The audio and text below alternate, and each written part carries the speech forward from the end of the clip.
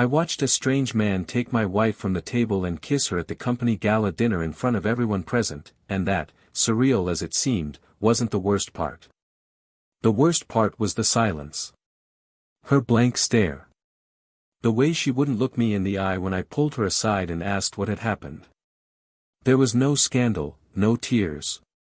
Just a cold, devastating silence. And in that silence, everything became clear. It wasn't an impulsive kiss. It was a crack that had existed for a long time. It was a past I hadn't known about that suddenly crashed over me like an avalanche, taking with it everything I believed was love. I didn't scream. I didn't beg. I just felt my heart drop in my chest and understood, in her deepest silence, that kiss wasn't just a mistake, it was a symptom of something much bigger. It was the end. That night, I lay alone in a bed that still held her scent. I stared at the ceiling for hours, trying to understand where I had gone wrong, where the us had gone missing. I spent days remembering small details, the way she woke me up on Sundays, how she laughed at my silly jokes, how she held my hand when we were silent. It all seemed so real. So true. But in the end, even the true can be a lie if experienced alone. I realized I had loved alone. And loving alone is the kind of pain that doesn't scream, it corrodes. I walked away. Not out of pride, but out of dignity. Not because I stopped loving her, but because I understood that loving someone isn't enough if they've already chosen another path. I filed for divorce the next day. No explanations, no war, no arguments. I just walked away. I left behind the house, the photos, the plans to grow old together, the smiles framed on the wall. I left with the clothes on my back and the conviction that it was better to bleed out all at once than to die slowly. She didn't stop me. She didn't ask me to stay. She just accepted. Like someone who had already decided everything before she even betrayed me. And, in that moment, I knew I had been betrayed twice, by infidelity and by omission. Because betrayal begins in silence, in averted glances, in cold embraces. It begins long before the first kiss. I rebuilt my life in silence. I made my pain my foundation. I moved to a new city. I started a new company. And, above all, I relearned to love myself. But her absence still visited me on random nights. I hated it. I hated remembering who she was to me. But one day, the longing began to hurt less. And that's when I stopped waiting for her to return. The pain became memory. And memory became learning. Meanwhile, she followed the path she had chosen, the man she'd kissed. The lover. The other. The new life that seemed so bright on the surface. But the glow faded quickly. Because what's built on lies fades with the first breath of truth. She discovered, too late, that the new wasn't better, it was just new. And that fleeting passion couldn't sustain the silent dawns, nor the conversation-free Sundays. He used her, had her, and when he got what he wanted, he discarded her. Like someone who throws away something that's already served its purpose. She tried to fight, tried to cling to him, but he was clear, it wasn't love, never had been. It was desire, curiosity, need. And when those feelings were exhausted, he simply left. And she was left with emptiness. It was then that, alone, sitting in the old coffee shop where we used to go together, she ran into an old friend. One of those who speaks the truth without asking permission. And her friend, bluntly, asked, "Why did you do that? You threw away what we all dreamed of having. A man who truly loved you. Who respected you. Who chose you every day. Do you regret it?"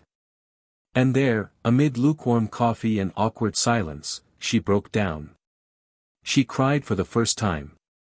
Not for the lover who left her, but for the love she abandoned. For the wrong choice. For the bet she made thinking she would win everything, and lost everything. She tried to find me. She called me. She texted. She wrote letters.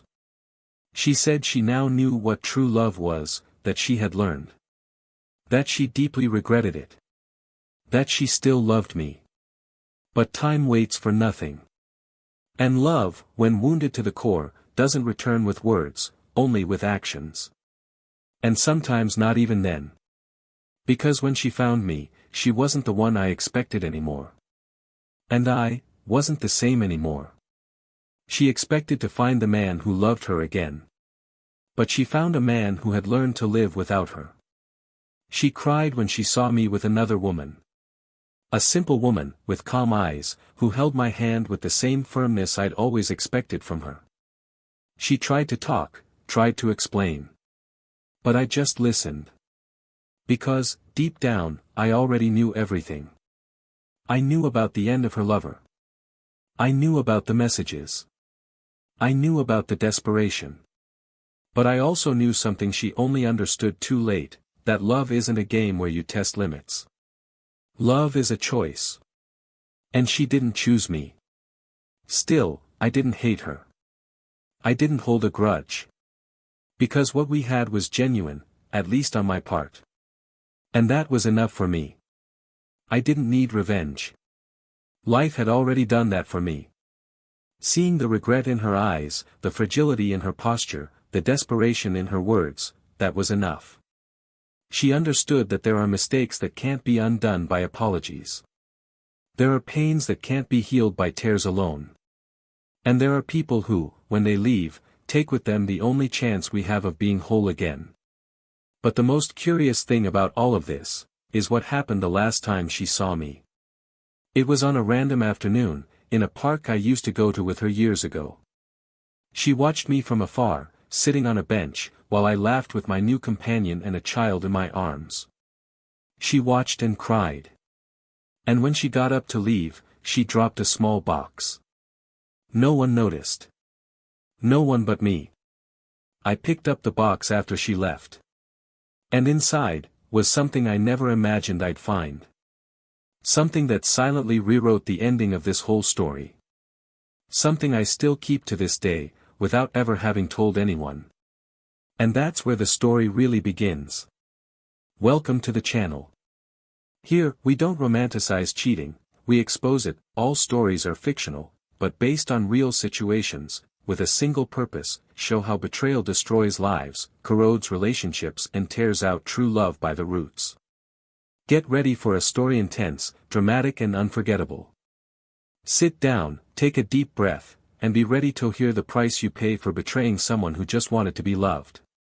His name was Daniel, and she was Helena. They were one of those couples who drew discreet glances at family gatherings, not only because of their aesthetic harmony or the elegance with which they walked side by side, but because of the way they seemed to complement each other in silence. They met when they were young, in college, when they shared the same campus and the same uncertainties about the future. He, with his calm and observant demeanor, was a civil engineering student. She, determined, intense, and sensitive, was studying interior design. Two seemingly different worlds, but they met in a coffee shop between classes, on a rainy day when Helena forgot her umbrella and Daniel offered her his without a word, just smiling, as if knowing that gesture would change everything. They married 7 years later, when stability finally seemed like solid ground. Daniel had established himself as a partner in a regional construction company, and Helena already had her own design studio, serving sophisticated clients, designing spaces with the delicacy of someone who saw beauty in the smallest details. They weren't a couple of explosions, but of constancy. Daniel was the kind of man who slipped notes into her coat pockets in the winter, or who learned to make her coffee just the way she liked it, just to see her smile in the morning. Helena was the woman who organized surprise dinners for his friends, who learned about structures and foundations just so she could talk more confidently about what her husband did. A love built with time, care, and small gestures that, in the eyes of many, went unnoticed. They lived in a corner house, surrounded by a hedge that Helena insisted on keeping trimmed into a rounded shape, despite the gardener's complaints. The house was a reflection of them both, the solid, understated facade and the bright, creative, and welcoming interior. They had a dog named Leo, a golden retriever who slept between them on the couch on Sunday nights. They didn't have children, but they talked about it as if it were only a matter of time. The plan was that when Helena wrapped up her current project with a demanding client in another city, they would give it a try. There was no rush, because there was love. And, in Daniel's mind, where there's love, there's plenty of time.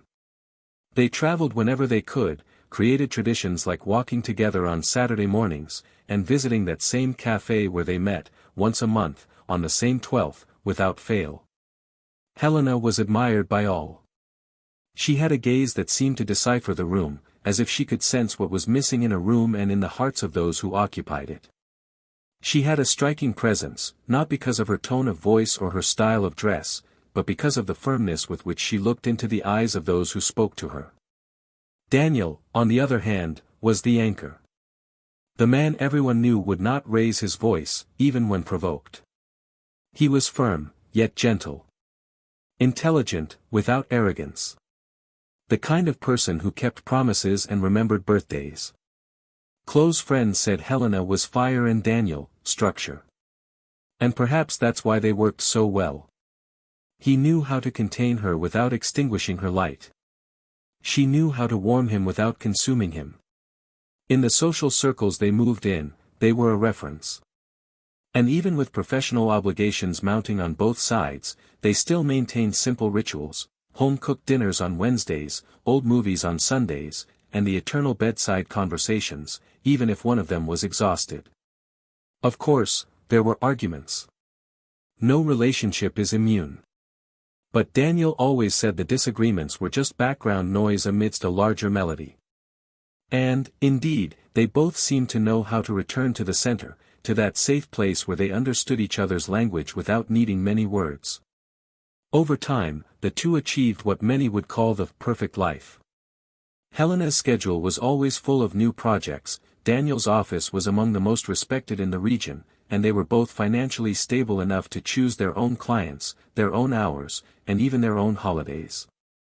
In everyone's eyes, they were the ideal couple, successful, passionate, solid. But what few knew was that, in recent months, something almost imperceptible began to change. Small absences, small silences.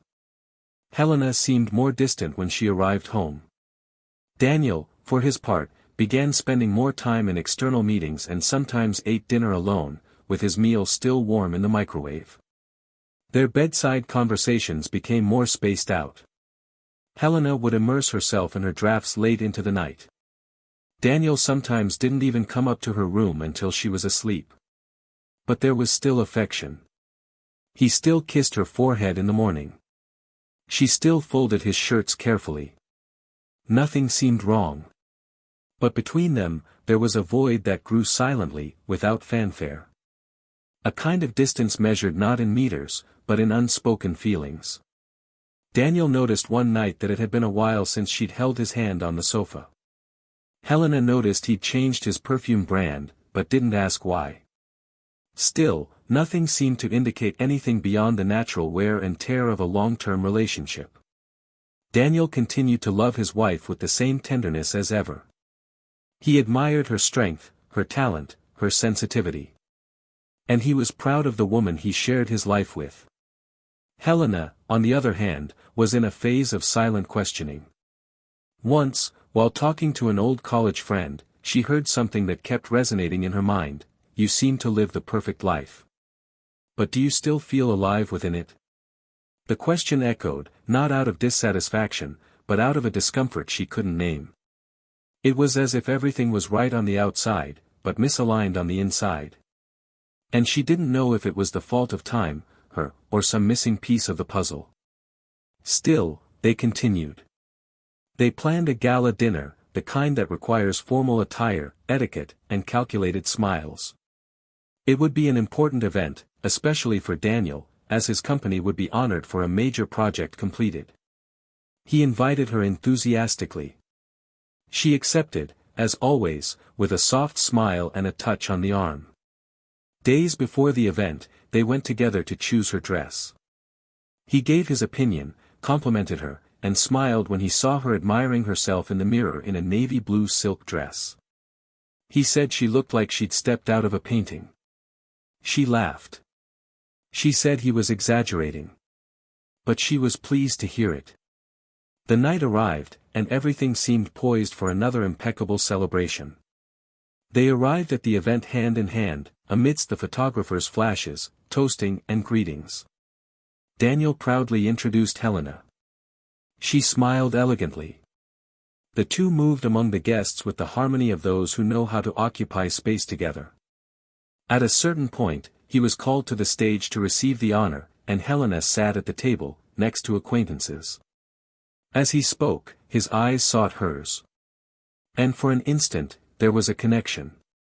She smiled. He smiled back.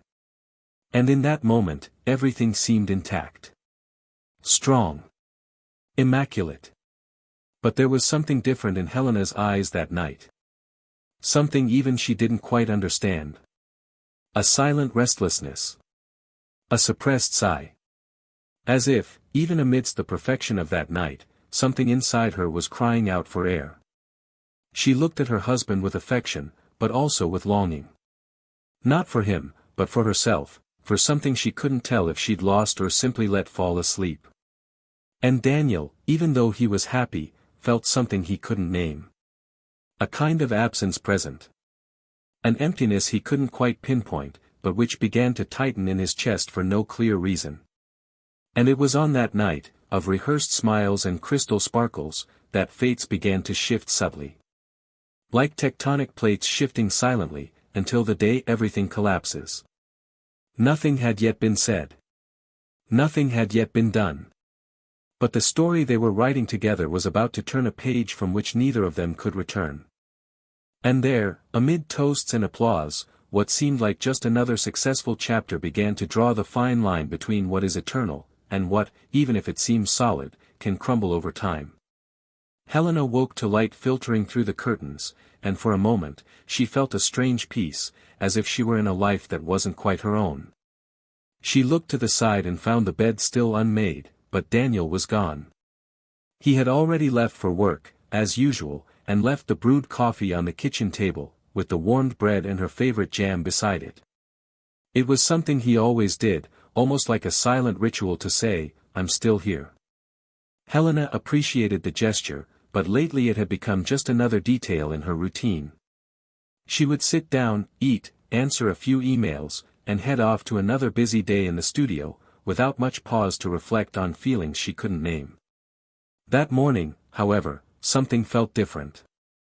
It wasn't the coffee, nor the sun, nor its absence. It was inside her.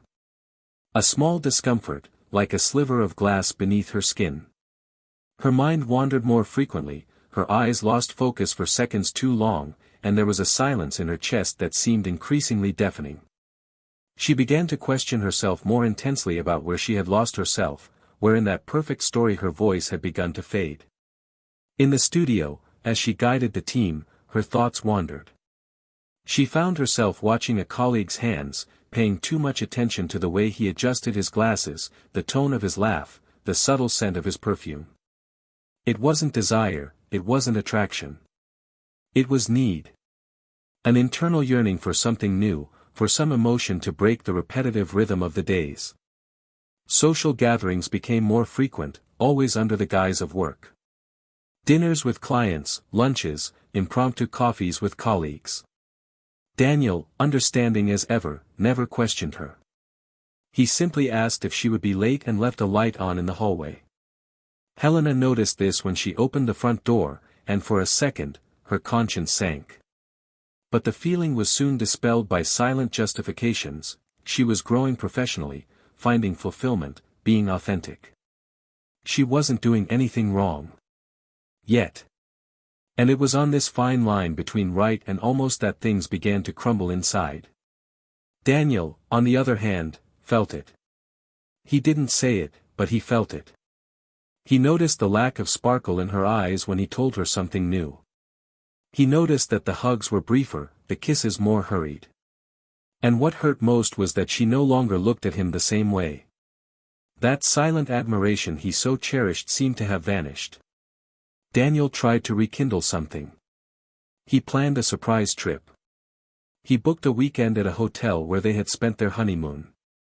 He prepared everything down to the smallest detail, with the same care he always had. But when he told her, Helena hesitated. She said she might not be able to go because of an important project she was handing in. Daniel nodded understandingly, but his expression darkened inside. She knew something was slipping away. And she began to wonder if he was still the man she dreamed of or just the comfortable companion of a well-built life.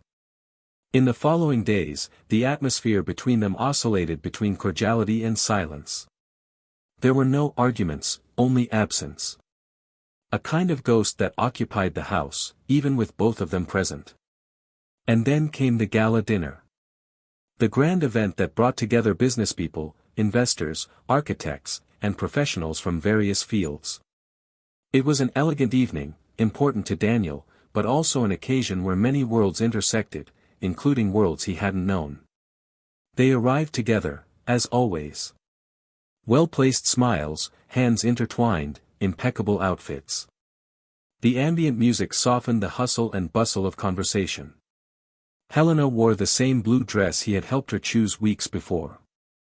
She looked stunning. He felt his heart clench with pride as he walked beside her. For a moment, he imagined that perhaps there was still time. Perhaps that night would be a new beginning. As he was led onto the stage to receive his tribute, she remained seated at the table, surrounded by colleagues and familiar faces. She chatted naturally, toasted politely. But her eyes, every now and then, seemed to search for something across the room. And then a man approached. Tall, confident, with a smile of someone who knows exactly how it affects him. She stood to greet him, and for a brief moment, their gazes exchanged more than words. Daniel, on stage, spoke about ethics, perseverance, and love. He even mentioned his wife, thanking her for being by his side through every phase. The audience applauded. But at that very moment, Helena was distracted.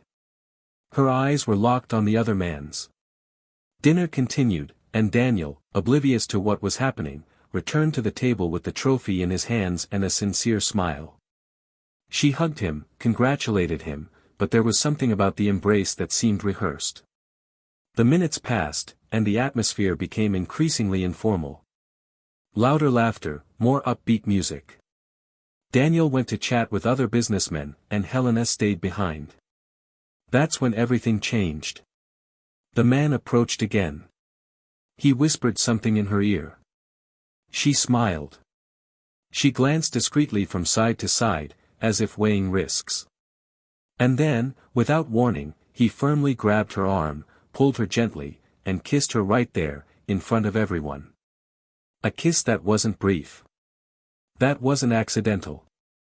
And that was seen.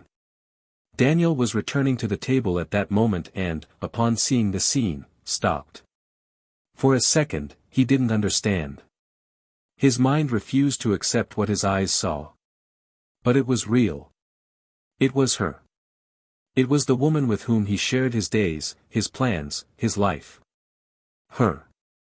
On the lips of another man. When the kiss ended, Helena pushed him away. Perhaps she realized where they were. Perhaps she felt the weight of her husband's gaze on her. She hurried out of the room, her eyes watering, her face flushed. It was unclear whether from shame or anger. Daniel, still unresponsive, walked to the exit and caught up with her in the hallway. He looked at her, waited for an explanation. But she said nothing. She didn't defend herself, didn't explain, didn't apologize. She just stood there, staring at the floor, silent. And in that silence, everything shattered. He didn't ask again. He just understood. They drove home in the same car, but they didn't exchange words. Helena cried softly in the passenger seat. Daniel drove in silence, his eyes fixed on the road, his soul shattered. When they arrived, she went straight to the bedroom. He stayed in the living room for hours, the trophy on the coffee table, staring at the object that had once symbolized victory but now seemed a cruel reminder of a life that might never have been true. The next morning, Daniel got up early, made coffee as usual, but this time he left none for her. He left the house with heavy steps. That same day, he sought out his lawyer. The divorce was initiated with the same serenity he always handled everything. No scandals. No blackmail. Just a firm decision. Helena didn't protest. She seemed relieved not to have to justify herself. Daniel left the house a few days later. He took only his clothes, his books, and a framed photo of the two of them on the beach, which, for some reason, he still couldn't bring himself to throw away. Helena remained in the house. There was no fight over property. He just wanted distance. He wanted to breathe. Time passed with a deafening silence between them. Daniel's routine was rescheduled. He woke early, ran in the park, and focused on work. At night, he read. Little by little, the days began to weigh less heavily. Helena, on the other hand, sank into a kind of torpor. She felt free, but lost. He followed the path he had chosen and kept in touch with the man from dinner. They began seeing each other more frequently, but as the weeks passed, the glow began to fade. What once seemed like excitement turned into demand. What was affection turned into indifference. And then, out of nowhere, he stopped responding. He disappeared. As if nothing had happened. As if she had been merely a distraction. Helena was left alone. She tried to contact him. She called, texted. No response. She looked at the silent house and remembered the coffees left ready, the notes in the pockets, the Saturday walks. She remembered the tranquility that only Daniel could provide. And, faced with the emptiness, she understood. Not the emptiness of physical absence, but of emotional absence. For the first time, she felt that perhaps she had destroyed the only true love she had ever known. And that was when she decided to look for him. Not to try to get back together, at least that's what she told herself, but to see if there was still any chance of being heard. Of at least having a conversation. But what she found, upon their reunion, wasn't what she expected. Because Daniel had already begun a new story. And there was something there, in that new life of his, that made her understand that the price of a wrong choice is the weight of carrying the memory of what she destroyed with her own hands. And yet, there was something she didn't know. Something that would change everything she thought about herself, about Daniel, and about what truly caused the end. Something that, until that moment, had remained hidden between the lines of the story. Helena walked slowly along the narrow sidewalk, her heels sinking slightly into the stone floor, as if the ground itself wasn't sure it wanted to support her. She looked different. Her hair was now tied up more soberly, her makeup discreet, her dress simple. In her eyes, there was a weight never before present. In one hand, she held a small wooden box, without bows, without ornaments, with finger marks on the side, as if it had been squeezed the entire way. As she turned the corner and saw the house across from the park, her chest tightened. She didn't know what she expected to find, but she wasn't prepared for what she saw: Daniel sitting under a tree, a guitar on his lap, smiling at a woman holding a child in her arms. The scene was calm, light, quietly painful. She stood there, watching from afar, not daring to approach. She felt like an intruder in a chapter that no longer belonged to her. When he glanced in her direction, for a moment, their eyes met. There was no shock. No anger. Just a clear, serene look, like someone who had already finished that story long before she did. He didn't stand up, didn't walk toward her. He simply remained where he was, as if allowing the past to observe but not interfere. Helena turned and left, her eyes watering, her steps unsteady, and the box clutched to her chest. That scene would stay with her like an open scar. That night, alone in the apartment where she now lived, she opened the box. Inside were old letters, black and white photos, small handwritten notes, and a navy blue notebook with Daniel's name scrawled on the first page. It was a diary. One she never knew existed.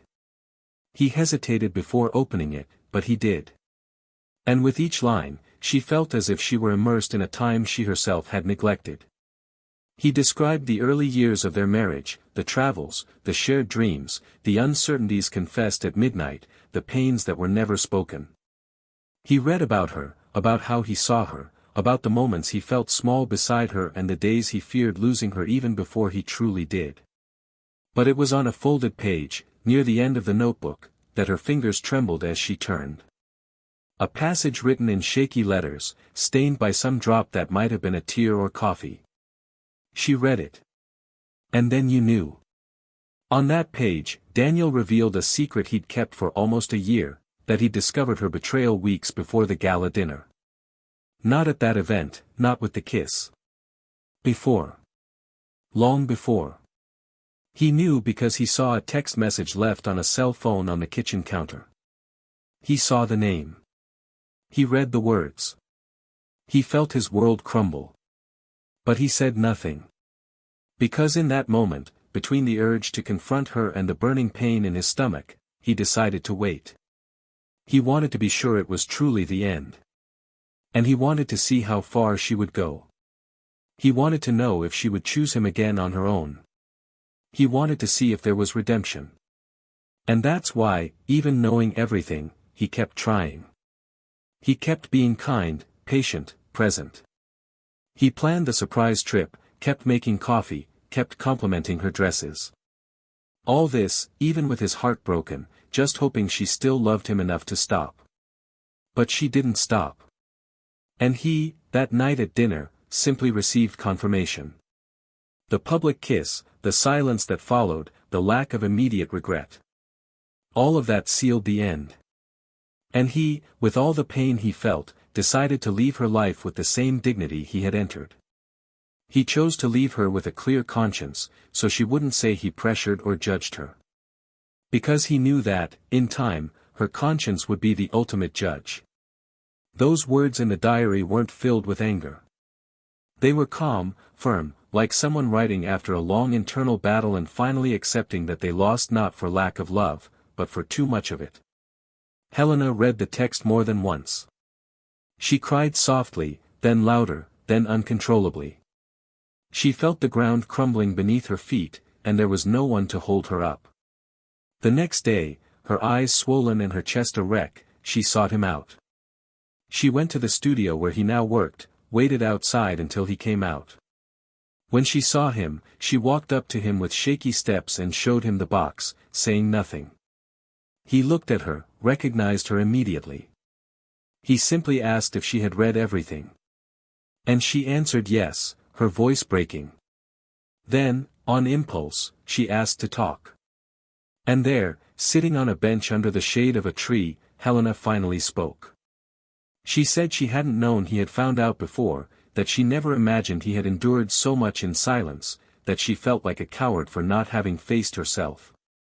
She said she had been weak, that she had confused emotion with love, that she had confused attention with connection, and that now everything hurt in a way she couldn't explain. Daniel listened to her without interrupting. His eyes were calm, but there was no sadness in them anymore, only distance. When she asked if he still loved her, he took a deep breath, looked up at the sky for a few seconds, and answered yes, but not in the way she wanted. He said he still carried affection, memories, and even gratitude. But that love, the one that moves the world, was now something else. It was another path. It was another person. And then, as if she needed another arrow to the heart, he told her he was engaged. That he met someone who helped him rebuild his faith in people, and that now he was about to get married again. Helena tried to hide her pain, but failed. She said she was happy for him, but her voice cracked. She apologized. She repeated her regrets. And then she asked why he hadn't confronted her when he found out. Why he'd let her continue with her lie. The answer came like a sentence. Daniel said that if he had confronted her, she might have lied. Or backed away out of guilt. And he didn't want someone by his side out of burden or remorse. He wanted to be chosen. And since he wasn't, he decided to leave. He said that love is only worthwhile when it's genuine, and that, in that moment, seeing her so destroyed, he only wished she could forgive herself. Because he had already done so. He calmly got up, kissed her on the forehead, and left. Helena stood there, the box in her lap, her face wet, and her heart empty. She knew she had lost not just a man, but the only version of herself capable of truly loving someone. That day, she returned home and sat on the living room floor, surrounded by memories.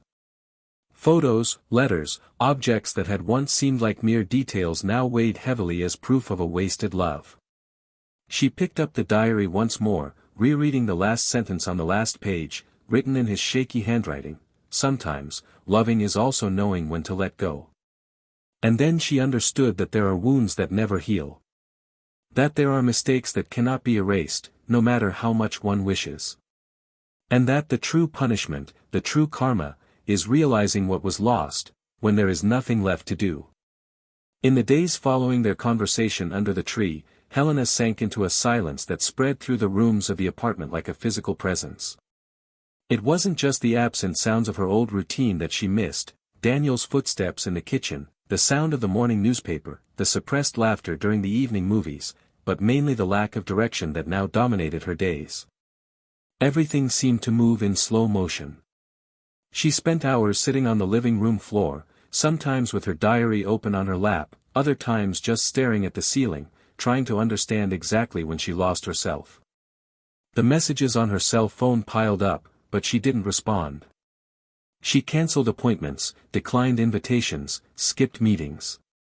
There was something inside her that still needed to sink completely before any attempt at resurgence could occur.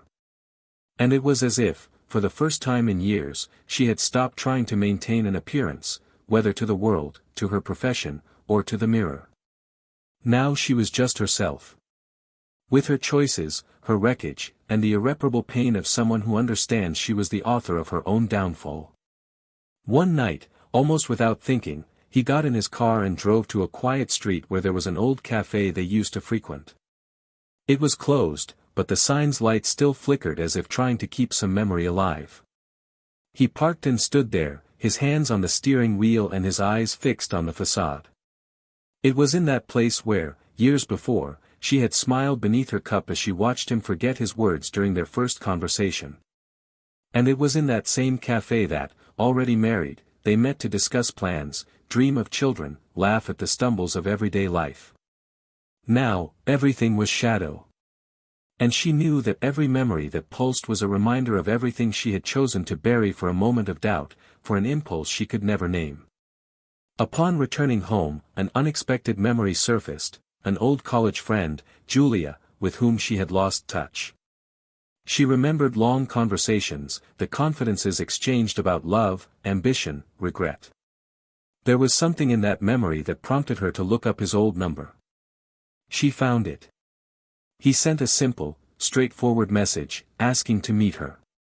Julia responded almost immediately.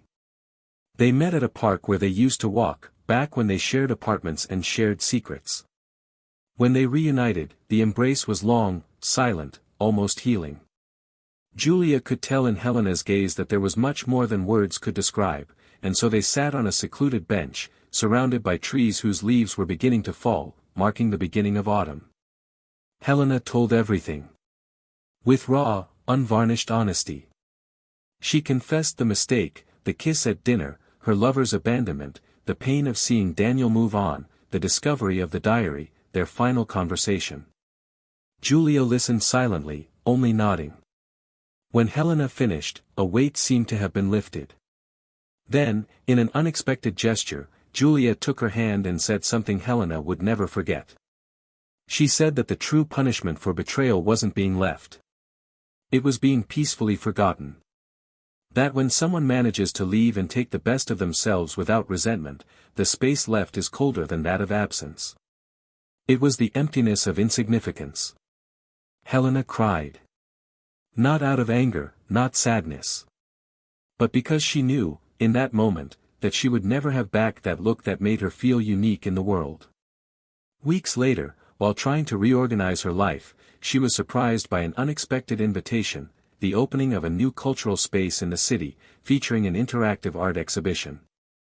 The footnote on the invitation discreetly read, "Curated by Daniel." Her heart raced. He had never worked with curation. This was new. A project he had never mentioned.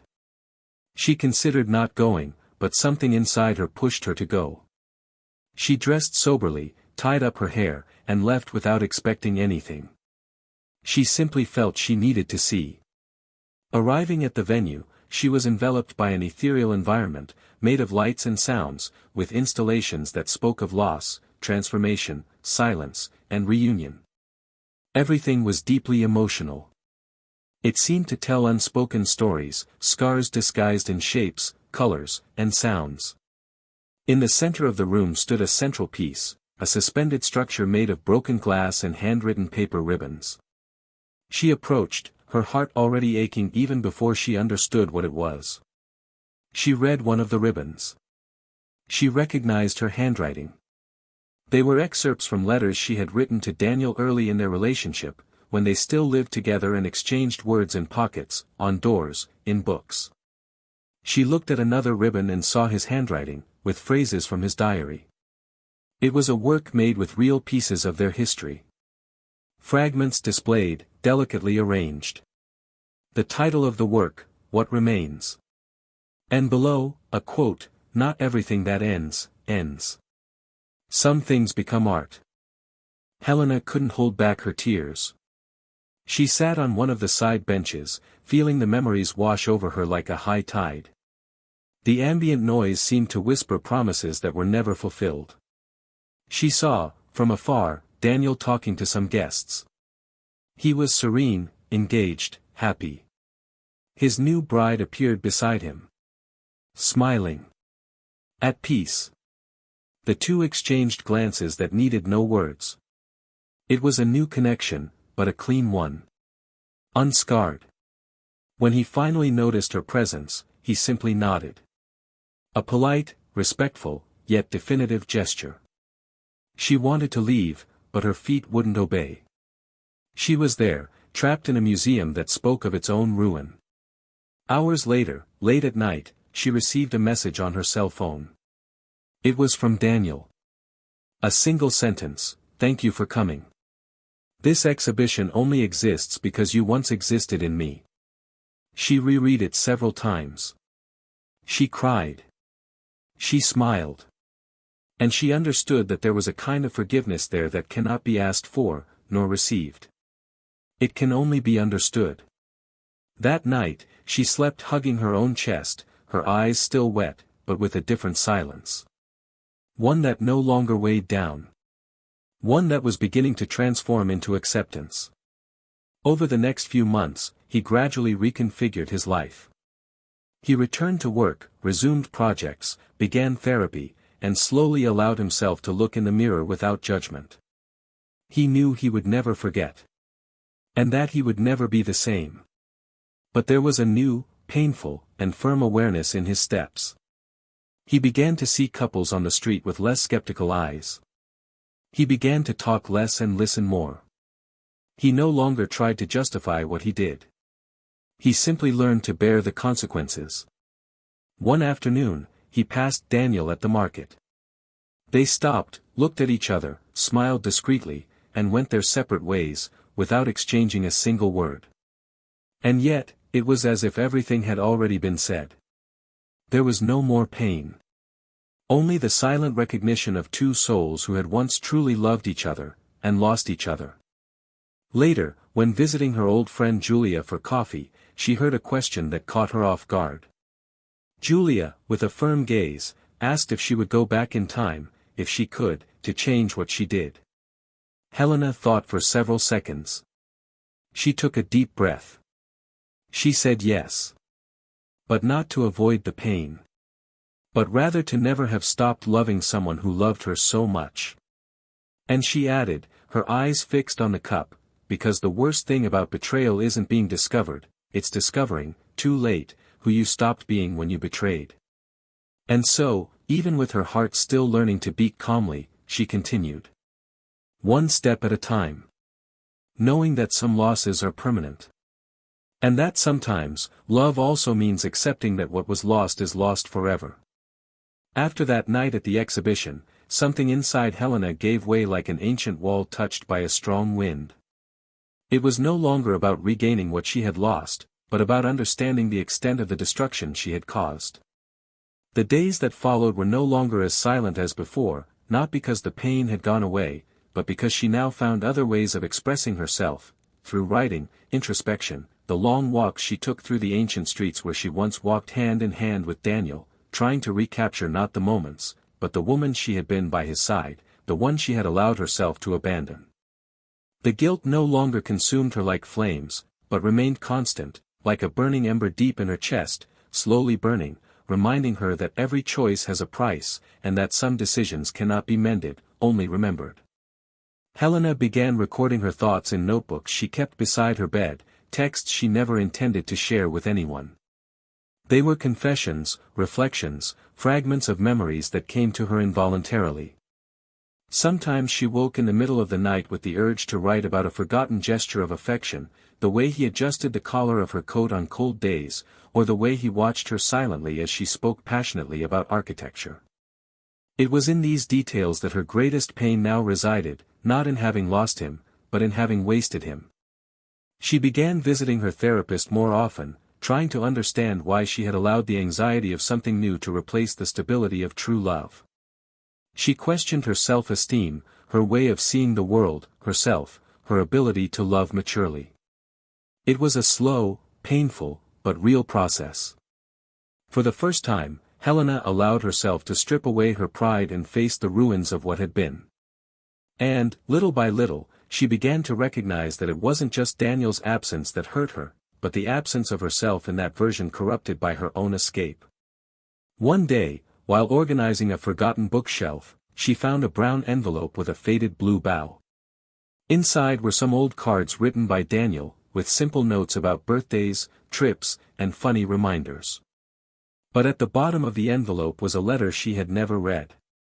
His handwriting was still firm, as if written in the early years of their marriage. The letter began by saying that if she ever found it, it would be because he was no longer there. And it gently asked her to remember the promises they made on a rainy night, when they swore never to abandon each other, even if love changed its form. Helena finished reading with watery eyes and trembling hands, feeling as if he were still there, even from a distance, offering one last gesture of affection to soothe the chaos she carried. Shortly thereafter, she received an invitation to Daniel's wedding. The box that arrived in the mail was elegant, with sober colors and gold accents. Inside, the invitation delicately bore the new wife's name, as if knowing they don't need to shout to affirm a choice. The paper had a subtle scent, and the text was direct, an invitation without demands, simply a gentle reminder that their story had taken a different path. Helena didn't respond. She put the box in the back of a drawer and spent days not knowing what to feel. In another time, she would have destroyed everything in a fit of grief. But not now. Now, she looked at it with respect. With sadness, yes, but with a new kind of maturity. She knew that attending would be cruel to him, and to herself. She decided not to go. She chose to write a letter and leave it with the event's wedding planner, to be delivered to Daniel after the wedding. In the letter, there were no pleas. Just a final thank you.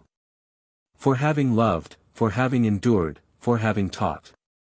That same week, Helena decided to move. She sold her apartment, requested a transfer within the company, and accepted a project in another city. She needed fresh air, new paths, a space where she wouldn't trip over her own memories at every turn. Arriving at her new address, she felt a strange lightness. For the first time in a long time, she woke up in a place where no one knew her story. No one saw her as the woman who betrayed her ideal husband. There, she was simply a woman trying to start over. Gradually, she became involved in cultural projects, revived forgotten hobbies, joined a reading group, and eventually began to open up to small talk. She met new people. Some connections came and went, like leaves blown by the wind. Others remained, like subtle roots growing silently. It was in this environment that she met Gabriel, a photographer who spoke little but observed everything intensely. He didn't ask invasive questions or show any rush. With him, Helena felt comfortable being who she was now, without fear of judgment, without the shadow of the past. There was no rush, no promises. Just light encounters, long conversations, shared silences that, curiously, hurt less than any misspoken word. Over time, the two began to see each other more often. There were no hasty kisses or impulsive declarations. Just presence. Gabriel understood her silences, and she respected his reservations. They were two new beginnings meeting. One day, he invited her to photograph a neighboring town together. During the walk, she smiled genuinely, with her eyes, and Gabriel noticed. He gently said it was beautiful to see her like that. Helena looked away, embarrassed, and confessed that she no longer knew what it was like to be happy without guilt. Gabriel simply said that guilt was a safe ground for those afraid to try again. And that perhaps, one day, she would need to stop visiting ruins and start building something new. Those words lingered in her mind for days. More than comfort, they were a provocation. She began to rethink everything. Not in search of a new love, because she knew that couldn't be forced, but in search of freedom. To be able to look in the mirror without looking away. To forgive herself. To accept that she had made a mistake, yes, but that she didn't need to be defined forever by that mistake. It was in this process that she decided to do something symbolic. She went to the park where she had had her last conversation with Daniel. Even if it was in another city, another place, she needed closure. She took with her the box of letters, the notebook, and his wedding invitation. She buried everything under an old tree, covered it with leaves, and stayed there for a while. She didn't cry. She didn't smile. She just stayed. And in that moment, she knew she was ready. On the way home, he turned on the car radio for the first time in months. An old song was playing, the kind that talks about loves that didn't work out but left a lasting impression. And she sang. Softly, hesitantly, but she sang. It was a beginning. I still didn't know what would come next. I didn't know if Gabriel would stay, if new loves would come, if the longing would disappear completely. But he knew the worst was over. That the deepest pain wasn't the loss of Daniel, but the loss of herself. And now, slowly, he was finding himself again. When he got home, he sat on the sofa and looked out the open window. The light streamed in softly, and the wind swayed the curtains with a calm movement. He picked up his new notebook and wrote just one sentence: "Today, I exist completely." And so, for the first time in a long time, he didn't feel the need to write anything else. Because in that silence, a future lived. One that hadn't yet been lived, but was already beginning to take shape with different colors, different shapes, and above all, a different heart. A few months passed since Helena left the envelope under the tree and began her new phase in a city where people didn't associate her with any painful past. The routine was shaped slowly, and each step I took seemed less burdened by memories. The days became lighter, not because the past had been forgotten, but because, little by little, she learned to put herself first, not as punishment, but as someone who finally understood the value of being whole with herself. She began accepting invitations to exhibitions, reading nights, coffee dates with colleagues, even though there was still a certain wariness about getting too deeply involved. It was like relearning to trust in time, to build bonds without demanding immediate healing for old pains. Gabriel remained close by, with a presence that didn't demand, that didn't pressure. He simply existed, with a steady gaze and a generous ear. It was during a cloudy afternoon, while they were strolling through an old bookstore downtown, that he brought up her past. Not intrusively, but with the naturalness of someone who finally wanted to know the reasons for the silence in her eyes. They sat on a sofa in the back of the store, surrounded by wooden bookshelves and the scent of aged pages. Helena hesitated, but seeing Gabriel's attentive gaze, she felt she no longer needed to run away. She told him everything, not omitting the details that embarrassed her. She spoke of the betrayal, the marriage, the divorce, the exposure, the letter she left at her ex-husband's wedding, the pain, the guilt, the belated desire to return, and the emptiness that remained. Gabriel listened silently, without changing his expression, simply absorbing every word. When she finished, there was a heavy pause between them, until he took a deep breath and said that the pain she felt was not a reflection of how bad she had been, but of how much better she had become. He said that for someone who truly repents, there is no greater punishment than conscience. And that he didn't see her as a traitor, but rather as someone who decided to stop lying, even if it was too late. His words touched her more than she expected. For the first time, someone wasn't looking at her with judgment. They weren't trying to correct her, or save her. They simply understood. The days that followed were filled with new energy. They began to share more moments together, short trips to neighboring cities, weekends reading in the park, conversations about simple, important things.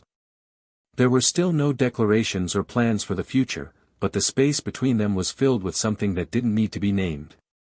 Gabriel, in his discreet way, showed with gestures that he valued her, that he saw in her not the mistake, but the strength that blossomed after it.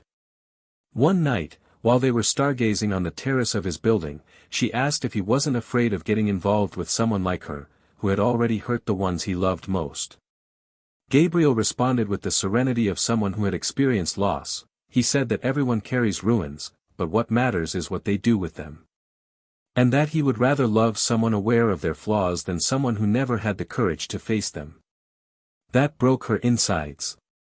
Not because of pain, but because she finally felt accepted. One Sunday afternoon, while they were organizing a photography exhibition together in which Gabriel would participate, he suggested Helena join the project with an installation inspired by unspoken words. The proposal was simple: visitors would write on pieces of paper what they had never been able to say to someone. Helena hesitated, but eventually agreed. He created a structure with hanging wires and low lights, and there, hundreds of papers began to fill the space with pain and anonymous confessions. One day of the exhibition, while silently observing the notes, she recognized a familiar handwriting. It was Daniel's handwriting. The note read, "If I had known that forgiveness liberated more than love, I would have learned to forgive sooner." Helena stood paralyzed, her eyes watering, but her chest calm. It was no longer about wanting to return. It was about closing a cycle with the lightness she had never been able to experience before. She looked around, saw Gabriel explaining his photographs to a visitor, and smiled. Because I knew this was the answer I needed. Not from Daniel's mouth, but from her own soul. The following week, Gabriel invited her to a different dinner. It wasn't a restaurant, nor a special event. Just a picnic on a hilltop outside the city. When they arrived, they set up together under a leafy tree, overlooking the sunset. With the sky tinged orange and the light wind playing with her hair, Gabriel sat across from her, held Helena's hands, and told her he had no promises to make, that he didn't know what the future held, but that, at that moment, he was exactly where he wanted to be. And that she, with all her history, was the most complete woman he'd ever known. Helena felt tears well up, not of sadness, but of gratitude. She didn't respond with words. She simply leaned in and kissed him with the serenity of someone who didn't need to rush or justify themselves. It was a kiss of presence. A real one. From someone who, finally, had learned not to run away from themselves. A few days later, as I walked along the beach at dusk, I reflected on everything I had experienced. I thought how strange it was that fate stitched together lives with such precision, even when all seemed lost. If you looked back, you would see a woman you no longer recognized. One who thought love was a certainty, that presence was routine, that affection was an obligation. Now, she knew that love was a daily choice, that trust was a construct, and that losing someone because of a lie was more devastating than any physical separation. She ran her fingers through the seawater, feeling the icy foam and the salty smell. She closed her eyes and allowed herself to remember Daniel one last time. Not with pain, but with deep respect. Because, despite everything, he had been her mirror. And it was through him that she learned to see herself. In the following days, life resumed its calm rhythm. Gabriel was planning an international exhibition and invited her to accompany him. Helena, for the first time in years, said yes to a new beginning without fear. Not because she was forgetting the past, but because she had finally learned to embrace it. She knew there were people who would never see her as someone transformed, that the betrayal would be etched in her memory. But she also knew there was something stronger than judgment, the courage to be different from what had hurt her. And that courage was what drove her now. One afternoon, when she saw her old therapist again during a quick phone call, she heard a question that made her smile: "Have you forgiven yourself?" Helena thought for a few seconds and replied that she hadn't completely forgiven herself, but that she could now look in the mirror and see someone deserving of love. And that, if that wasn't forgiveness, perhaps it was something even more beautiful, redemption built step by step. The therapist smiled and simply said, "Keep it up. You're living proof that even the most unforgivable mistake can be the seed of something new, when you have the courage to look at it truthfully." And so, Helena continued. Neither as a heroine nor as a villain, but as a real woman, who made mistakes, suffered, learned, and decided to live differently. Now, with her soul less burdened and her heart more attentive, she no longer sought redemption in the words of others. She had discovered that true love begins when we stop hiding from our own story. And that, now, was the only narrative that mattered. Time passed with the gentleness of someone in no rush to heal deep wounds. Days turned into weeks, seasons changed, and little by little, the contours of life began to reshape themselves with new, less hectic, but more solid forms. Helena built a viable daily routine with small victories that would previously have gone unnoticed. Sleeping a full night without waking up in the middle of a nightmare. Eating alone in a restaurant and feeling at peace. Laughing out loud at something silly without feeling guilty for being happy. Gabriel remained by her side, but never as someone filling a void, but rather as someone adding to a new version of herself. They shared silences, deep conversations, and also the mundane moments, the ones that often build bonds truer than any promises made in intense moments. The connection between them wasn't made of promises and euphoria, but of respect and presence. Something that, as simple as it seemed, was what she needed most. One Saturday morning, while having coffee at a local market, Helena received an unexpected message. It was from Daniel's new wife. A respectful, almost shy message, asking to meet. Helena hesitated, her racing heart stirring a memory she thought she'd overcome. After a few minutes staring at the screen, she took a deep breath and said yes. They arranged to meet later that afternoon, at a discreet, quiet cafe. When they met, Helena seemed nervous. After a few moments of silence and hesitation, she revealed that she had stumbled upon one of Helena's old letters inside one of Daniel's books. She said she couldn't get those words out of her head and that, despite trusting in their love, she needed to better understand what was between them, because Daniel never spoke about the past with anger, only with a contained melancholy that never completely disappeared. Helena listened in silence, with a serenity she hadn't even known she possessed. And then she replied, without drama, that their love had been true, that the pain of loss had been immense, but that nothing remained but respect. That Daniel deserved to be happy, and that she, Helena, was finally finding her own, albeit through another path. Upon hearing this, the woman smiled with relief and thanked her. She said Daniel was a good man, deserving of that peace. The two parted with an awkward hug, somewhere between recognition and liberation. There was no rivalry there. There was a silent understanding that time rewrites stories with the pen of maturity. Weeks later, Daniel published a book. Not a novel, but a work of essays and reflections on reconstruction, loss, and silent love. The title was simple, After Goodbye. Helena bought the copy but took days to open it. When she finally did, she found a line in the dedication that brought tears to her eyes, to the one who taught me that even the deepest love can end. And that what we do afterward is what defines who we are. Helena closed the book carefully, pressed it to her chest, and wept softly. It wasn't sadness. It was a good longing, for something once beautiful that could now be remembered without pain. For the first time, she no longer wanted to go back. She just wanted to move on. A few months later, Gabriel invited her on a trip. It was a photography expedition to a coastal region full of untouched landscapes. Helena accepted without much thought. She needed a breath of fresh air. There, walking among cliffs and forests, they discovered an even deeper connection. One night, lying on the sand, gazing at the sky, Gabriel finally told her he loved her. It wasn't a poetic speech, nor a planned moment. It was an honest whisper from someone who, little by little, built love from the rubble of another life. Helena took a few seconds to respond. Then she held his hand and said she loved him too. That she didn't know what the future held, but she wanted to be there, with him, with a clear conscience and a peaceful heart. That declaration didn't erase what had come before, but it illuminated the path they had chosen to walk together. Meanwhile, Daniel moved on with his life. His marriage thrived lightly, without much public display, but with a stability that didn't require the spotlight. He learned to love again, but differently.